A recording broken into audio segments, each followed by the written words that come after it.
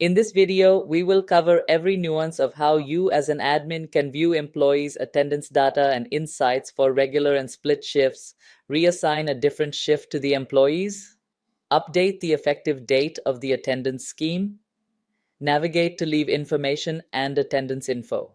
Let's first start by viewing the employee's attendance data. Search for the employee. The page displays a summary of the current attendance period month, such as average work hours, average actual hours, and penalty days. Click Insights to view the employee's shift information or attendance data. Select the date range. The important difference to note here is that the normal shift shows information for a day, whereas the split shift shows as per the sessions. Now let us learn how to reassign the employees to another shift. Just click Edit, select the day type and shift type, click Save. Then to update the effective date of the scheme, click Edit, select the effective date and click Save.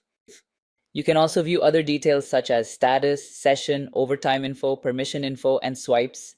Click the swipes card and it displays the employee's recorded swipe details for a selected date, such as swipe time and location.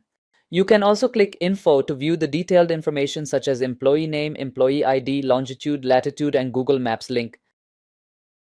Similarly, you can change the shift and attendance scheme even in the table view. Here, information such as first in, last out, total work hours, and total actual hours, etc. is displayed. Select the required date range. Then under Permission Details, click Info to view the permission details.